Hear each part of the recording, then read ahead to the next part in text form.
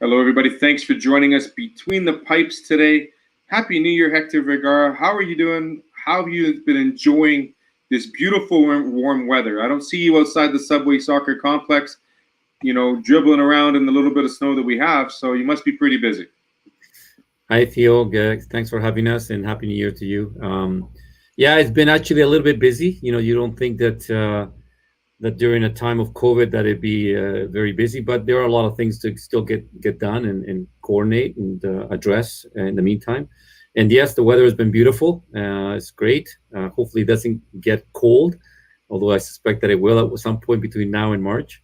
But it's been great to be outside and an opportunity when weather is needed, when you can't do many things, physical activities as a group with COVID-19. So we've been as a family, we've been trying to get out and go tobogganing, go skating, and enjoy the winter in Winnipeg a little bit, despite the fact that there was COVID-19 out there, and trying to keep it to the family group so that we don't get in trouble.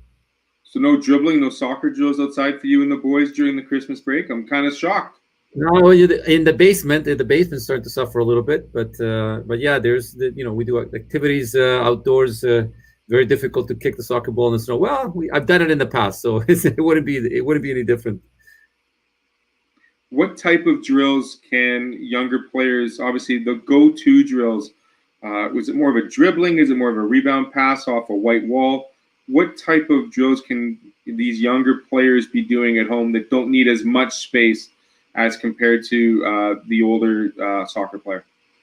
Well, it's interesting because it depends on your what you have available to you. There are some people who we've seen videos on the online videos that people post all the time, and whether it's Twitter or Facebook or other platforms, and you see players who have taken the cars out of the garage and use the garage to do some drills. Whether it's getting the ball off the wall in the garage, of the cement base coat wall, whether it's dribbling through cones, whether it's juggling, whether it's balancing the ball on their foot, on their head, on their backs. There's all kinds of tricks that people can do that don't necessarily need a net and a ton of space. So, and we've also posted some information and provided some information to the member organizations, as well as the member organizations themselves have posted information to their membership related to what can be done in small spaces. And there's also the fitness component. There's a lot of things online that an individual can do to maintain the fitness. Even I myself sometimes go online and find a program that I can do for an hour or 45 minutes, whatever it is, whether it's with a little bit of weightlifting, a little bit of stretching, some core work, and even a combination of things. So there's a lot of things out there, especially in this world of online platforms. Everybody thinks of many, many different things to do online. So soccer players have that opportunity as well, and many of them are doing it, which is fantastic.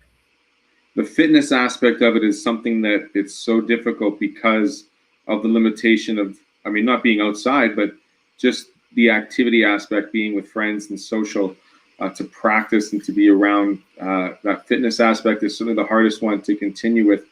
Hector, what has the MSA been doing over this later part of the fall and now into January to make sure that they're ready for a potential spring beginning to training, and making sure that we're organized to have these pitches become full once again? Well, as you know, the provincial health authorities put us in code red in October, more or less. So at the end of the month of October, November, December, we've been in code red, which for us means that there is no in-person soccer activity happening. So there's been no practicing. There's been no games. There's been no possibility of doing coaching courses or referee courses in person. Although I can talk a little bit in a bit here about what we've been doing with those online, and we are now at a point where the season normally in October is training and starting the indoor season. So none of the leagues, youth or senior leagues, have been able to do anything related to a competition, and now they can't even do any training. We're hoping that by January 22nd, which is when the restrictions have been extended until, we hope that we are able to move into the orange category, or at least that the health authorities move us into the orange category in Manitoba, so that we can move into stage 1 or stage 2 of training, which is our stage 1 and stage 2 of return to participation, return to play protocols that the MSA has established through the approval with Sport Manitoba, the health authorities, our board, Canada Soccer, and with input as well from our membership. So we are hoping that that on that day we are able to announce that we can move to stage 2 of training, allowing now the players to come back to the field and to do training at least with their clubs. Unfortunately, we will have to wait some more time until we move into the yellow category, which is stage 3 of return to play protocols for the MSA. That would allow us to indicate to our membership organizations that they could start competitions. Unfortunately, we see a difficulty in that happening with such a timeline of being early February, maybe even middle of February, by the time that you could have us be in yellow category. This would mean that senior leagues potentially wouldn't have an indoor season unless there's a way for them to establish a competition in a very short period of time. And they can do that. We would be very supportive of that happening. We're just not sure that they're going to have enough time to do it. You have to think about this. The fact that the clubs, the leagues have not been able to start their indoor season. If there was going to be some sort of indoor season starting in early February, middle February for a few months, February, March, maybe into April a little bit, it would mean that the leagues and the clubs would have to start from almost zero, because they would have to find out which players are returning to play, which players want to play for 1 or 2 months, which clubs would be available, which teams will be available to play in a competition, what kind of schedule does that make available for each competition, and then do they have facilities available? Everybody's kind of want to have indoor facilities as soon as sports open up again, so there'll be a crunch time to get bookings done. So there's a lot of work that needs to happen before you can actually have a competition. At the same time, you're preparing for outdoor. Normally, youth organizations start their tryouts in February, March timeline to register the players for the outdoor season that starts in late April. So it makes it very difficult for an organization to plan a small, let's say, shortened indoor season, and also at the same time simultaneously plan the outdoor season. So it makes it, there's a lot of hours that go into this by the organizations involved, and I think it's going to be difficult for them to be able to do both. And although they will be able to train and practice, I'm not sure that everybody will be able to have a long competition if they decide to have one in the winter months. So for our member organization, it's been a very difficult time, because without having competition, there is no registration of players, and obviously that's income for the member league organizations, which means that they could be suffering a little bit on the revenue side and keep things going. So we're hoping that that at least we can get back to some training so that the players can continue to be registered and continue to participate and get ready for the outdoor season as early as potentially early February, where they would be getting ready for the season, start tryouts. So we look forward to that announcement coming in about 10 days or so. Hector, is there a way that these associations perhaps could use, if available, and have that opportunity to compete? Could they use that small window of indoor competition as part of a potential tryout procedure for these clubs? I mean, obviously players are being reviewed during their indoor seasons just as much as their outdoor season, but could this be a way in this particular year to allow for these competitions to be more inducive towards having them as part of their trial procedures, so that they can streamline and have the training and have the fitness in all incorporated and be ready for a spring season to commence for the lack of a better term, on time, so to speak. Yeah, it's an opportunity. It's an option for them to do that, right? And I'm sure that some of them are looking at those options. Can we have some sort of, if not official competition, some sort of schedule that involves exhibition games between different clubs, organizations, different teams that would allow them to do exactly what you do and evaluate players, not only in the training environment but also in an actual game situation. So I can see that happening, and if it doesn't happen via the league organization, it can also happen via the clubs and teams themselves, as soccer organizations that get together and say, we'll play our 14-year-old girls again your 14-year-old girls, and they have booked times to do that. So there's going to be opportunities to do that, and they're going to have to be creative in order to be able to do the tryouts, to evaluate players, and to figure out exactly what the outdoor season is going to look like. And again, what's outdoor season going to look like? We're not 100% sure what that's going to look like. We're not sure, again, when are we going to be able to go back to a full competition. And if we go back to a full competition, to what degree, and we will have to evaluate to what degree the protocols apply. And we'll go back to stage 3, but in stage 3, we still have protocols because obviously COVID-19 is not going away. Now there's other variations of COVID-19 out there. So there's concerns about whether the vaccines are going to get here on time and whether they're going to be able to combat all types of COVID-19 variations. And at the end of the day, we are having conversations across Canada with our other partner organizations, meaning the provincial associations, that to evaluate what we did last March and April in 2020, to figure out what is soccer going to look like in this country starting for the outdoor season. Because as you can imagine, and as I'm sure you heard in the news, in Ontario and Quebec, I mean, Quebec is having curfew. Ontario is restrictions are starting to get more restrictive in these weeks. So we're heading into a difficult time across the country.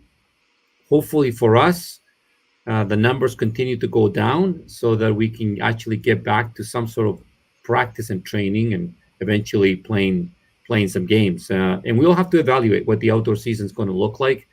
MSA themselves, our organization ourselves, has to think about the provincial championship, and whether or not how that competition is going to be held based on COVID-19.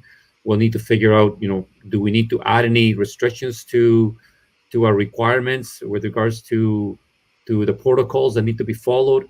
And it's all based on what the health authorities tell us, and we take all that into consideration when we make those decisions. But it has not been an easy time.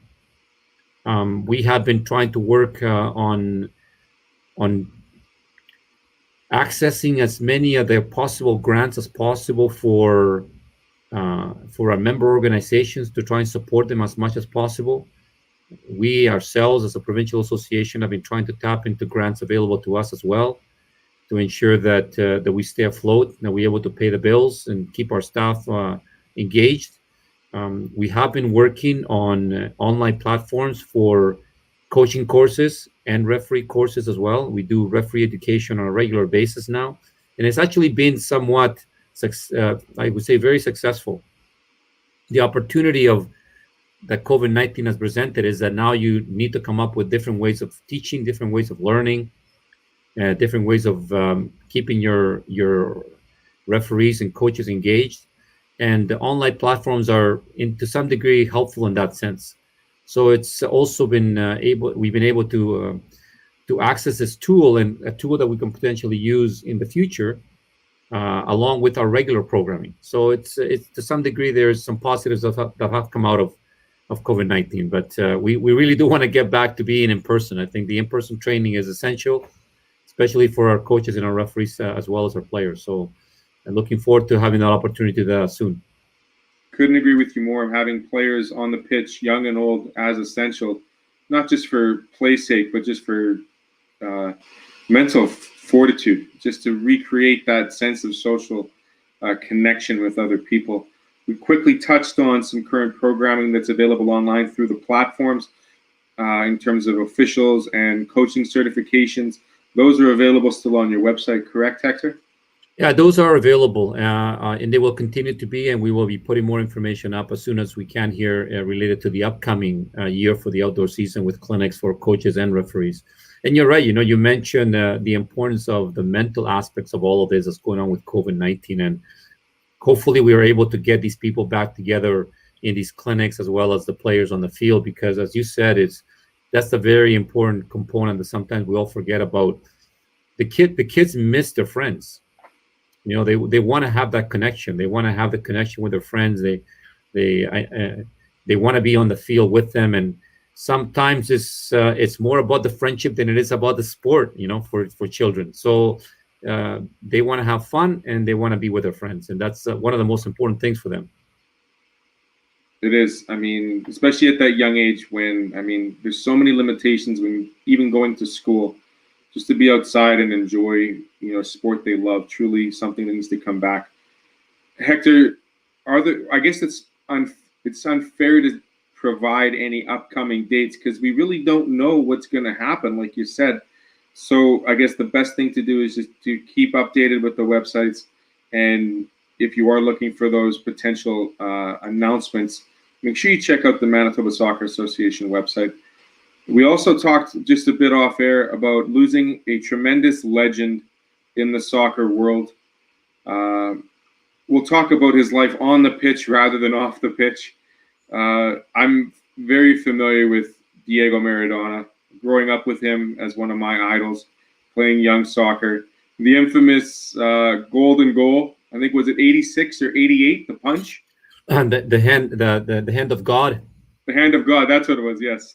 The hand of God, that was in '86 in Mexico, Azteca Stadium, and when they beat England, and that's a very famous match for a couple of reasons. One, as you mentioned, the hand of God, that score. This little short guy jumps up in the air and beats his tall goalkeeper, and obviously the goalkeeper was quite aware that it was a handball used, and the referee didn't see it, the assistant didn't see it.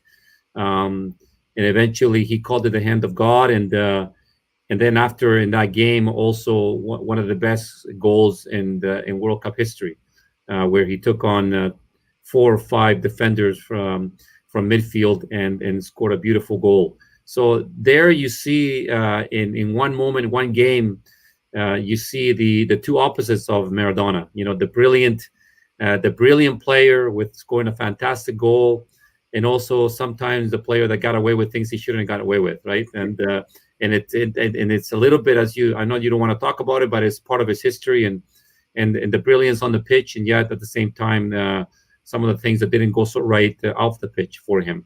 But he was a fantastic player. He had opportunity to be in the World Cup in his home country in 1978 in Argentina. And he was so upset with Menotti, the coach at that time, for not keeping him on the squad. Even when he was older, he mentioned that was one of the greatest things that impacted him in his career, in his life, that he was so upset about the fact that he wasn't able to represent Argentina in his home country. And they won the World Cup in 1978 in Argentina. And then he had the move to Europe, and spent time in Spain with Barcelona. Didn't go as well as he thought he should have gone. And then he was a hero for many years. He was a hero in Napoli and in Italy, loved by everyone. And then at the same time, in 1990, when they played Italy in the World Cup in Italian soil and in Napoli's home field, it was totally the opposite. There couldn't have been a more hated guy on the pitch than Maradona. When the Italian fans didn't want to see him win the game, and eventually they won the game, moved on in the World Cup, and Italy was out of their own World Cup in their homeland, and obviously Argentina went to lose in the finals against Germany. But again, it just shows you the dynamic of this individual and the contrast of the brilliance and sometimes the negativity that went along with him. But as a football player, there's arguments all the time, discussions around the world as to whether he is the best ever, or whether it's Messi or Ronaldo or Pelé. Zico from Brazil is also in that discussion, and there are so wonderful players in the world. But Maradona was unique, very strong player. Low center of gravity, very difficult to get him off the ball, and the marvelous left foot. And it's sad to see him go. Obviously, we lose a person, lose a player, family person as well. Kids. He had kids. He had a family. He had a spouse, and obviously parents and grandparents and followers around the world and friends that are going to miss him. But yeah, it's quite a career. You look at you mentioned Pele and the comparison between, at the time in the late 70s, early 80s, Pele versus Maradona. We see it now between the aging Messi and Ronaldo from Portugal. I mean, it's always great to see two combatants on the pitch, but at the same time, be very well respected amongst their own communities and the competitive community during their playing time. So thank you for looking back on Maradona and what he meant to you. I mean, you bring up some dates before my time even, Hector. So I want to thank you for that. Truly amazing player, and will be missed, I'm sure, but not by country, but by fellow all over the world. Hector, I look forward to seeing this snow melt. And once this snow melts, even before then, we should probably get together again and chat, because we could see some movement here in the coming weeks, and we could potentially see some training begin for soccer fans here in Manitoba. Yes, and I'm hoping that everyone out there listening and watching the show understands the importance of everyone following the directions of the health authorities, and trying to stay at home and try to be safe in everything you do. And if you have to go out, you have to travel across the country, whatever you have to do it in a safe way, so that we can keep this under control and continue to bring the numbers down, so that eventually we can all get back to playing and enjoying the game that we love, and get back to it as soon as possible. And you're right. I think the next couple of weeks, and January 22nd will be an important date for us to ensure that hopefully we can get to code orange and then eventually code yellow and get back on the pitch for everyone. So looking forward to everyone doing their part and helping us getting there. Great way to end it, Hector. Couldn't have said it better myself. Hector Vergara, the MSA Executive Director, joining me between the pipes. Thanks so much. Now go outside and get some fresh air and get that soccer ball out there. I want to see you throw it. I want to see you hammer it 40 yards into the top corner, okay? I'll try. Thanks. Hector, thanks so much. Have a great rest of the afternoon. Take care. All the best. This has been Between the Pipes, Amateur Sports TV with Hector. We'll catch up with him later next month and see if we can get some training sessions back in person. Thanks for joining. We'll talk to you soon. Bye-bye.